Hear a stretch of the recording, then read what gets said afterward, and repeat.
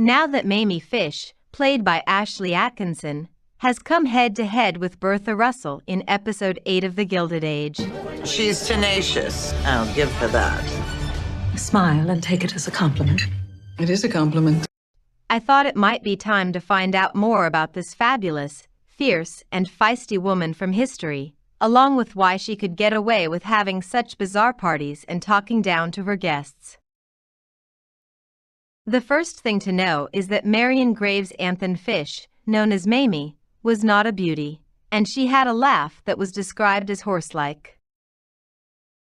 She could barely read and write, having received only a rudimentary education while growing up in Manhattan.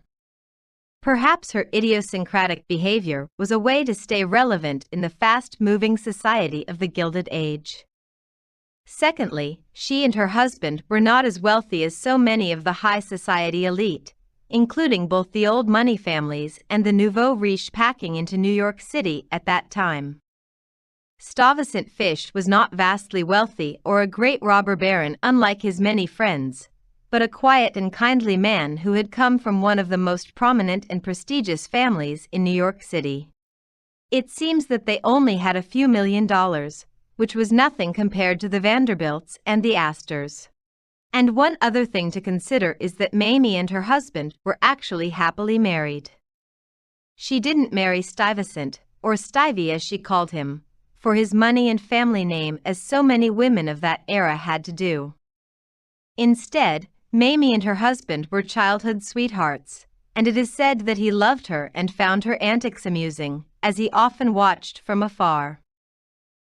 The newspapers of the time loved Mamie as well, since her parties and her renowned sharp tongue were great fodder to fill the society pages, including those of the Newport newspapers.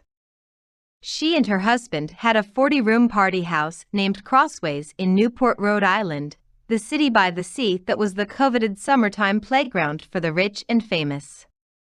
Mamie was a favorite topic for the press in the city as well, whether it was gleeful speculation about the preparations for her newest party, a description of a particular outfit someone was wearing, or a story regarding her most recent social squabble, of which there were quite a few. In the show The Gilded Age, we only see glimpses of what was a wide range of her lavish parties and her caustic wit that rubbed some people the wrong way. But digging deeper, we find a whole range of bizarreness that went on not only in Newport as well as at the Fish home at 25 East 78th Street, notable for its elaborate ballroom and epicenter for such weirdness as the doll tea party that we saw in Episode 6. The historical Mamie Fish really did throw parties such as the doll tea party, but in truth, her parties were even more extravagant and more bizarre than depicted in the show. And it was important to everyone that they get an invitation, because you weren't anyone unless you had the occasion to attend Mrs. Fish's parties. As a side note, you might want to know that Mrs. Fish, like Mrs. Astor, had her own personal co-planner for her outrageous parties. He was a flamboyant man, and by that we mean a closeted gay man, by the name of Henry Symes Lair, who called himself Harry and was also referred to as America's court jester.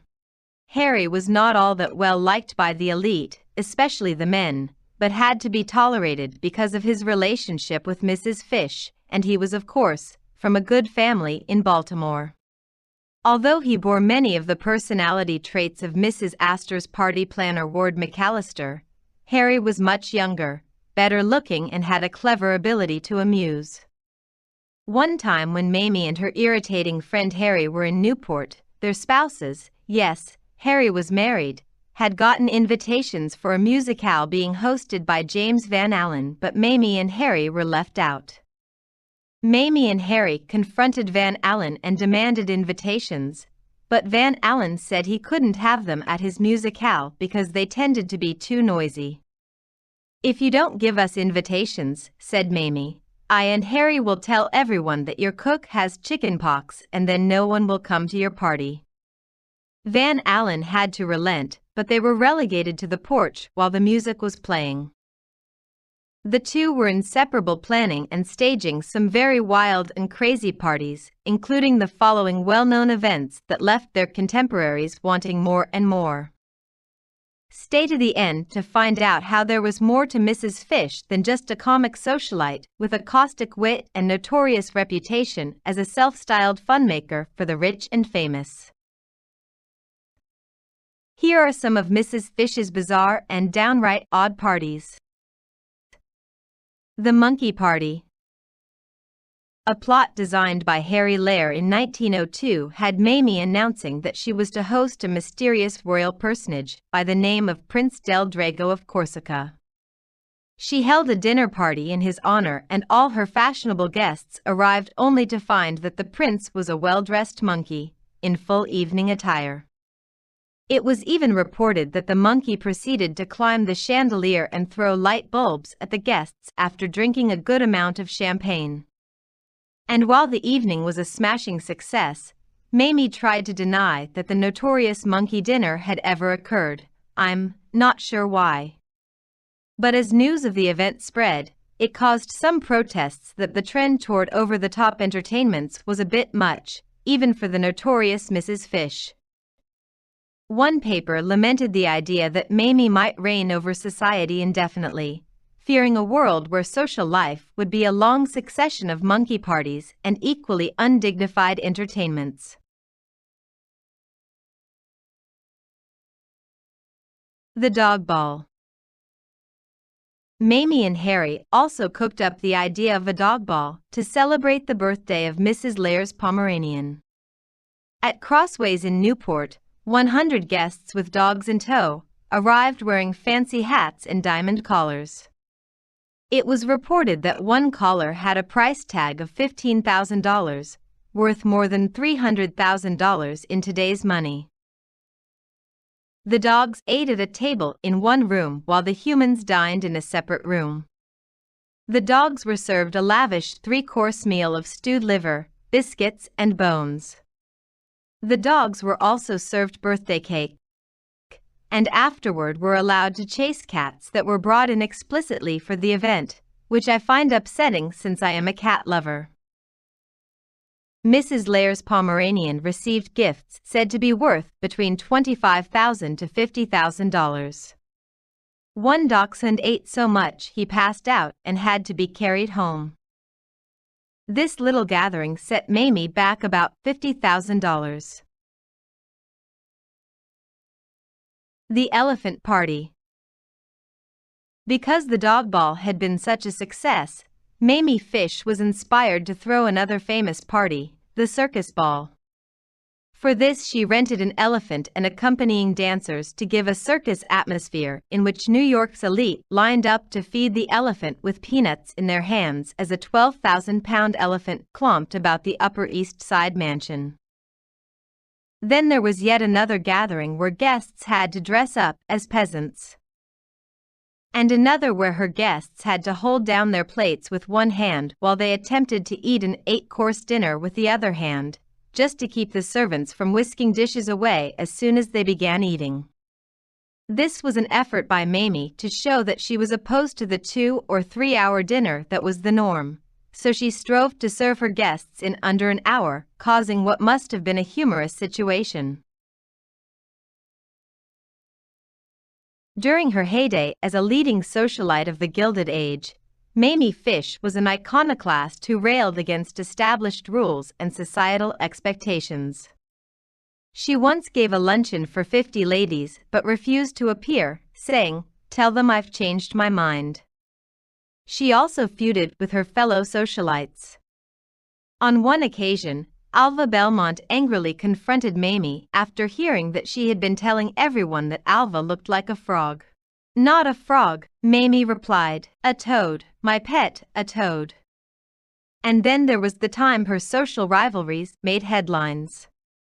The resolution of a feud with Tessie Ulrichs resulted in such joy that the press couldn't help but report on the renewed friendship, as if an important battle had been won. But there was more to Mamie Fish than one-liners and outrageous parties. What we know so far is that Mamie shunned traditional elitist social rituals in favor of her own social rules. She did not call on other society matrons, drive along Bellevue Avenue, or attend operas, but instead used her parties to keep from being bored. She may not have been well educated, but she was thoughtful and formed opinions where she offered her observations on society as a woman of her times. In one interview that she gave the press, she spoke at length about unemployment and economics, claiming that wealthy people had a responsibility to spend their money and entertain in order to keep cooks, caterers, and household staff employed. She also spoke out against women's suffrage, declaring, "A good husband is the best right of any woman." She also said that women will not benefit by mixing in the mire of politics, and that any attractive woman can draw what she needs from most men.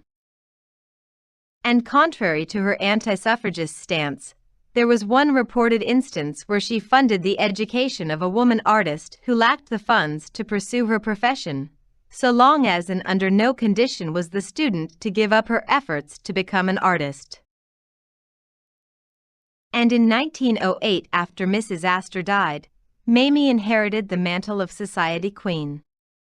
But times and tastes had changed, and she declared herself tired of Newport, which she felt was a dead, barren, and spoiled place ruined by money. Much like Mrs. Van Ryn in the Gilded Age, Mamie came to the point where she condemned modern society, saying that to be rich alone is not enough and that a person needed to be interesting as well as have good manners, breeding, and intelligence. All qualities she found lacking in the so-called climbers that had infiltrated both the city by the sea as well as the prestigious streets of the Upper East Side. In May 1915, Mamie Fish died of a cerebral hemorrhage after her mind had been deteriorating, although she was still just as eccentric up to her death as she had always been. It was just a few weeks before her 62nd birthday. Her obituary celebrated an independent woman known for her strong personality and a lavish entertainer who gave liberally to charity.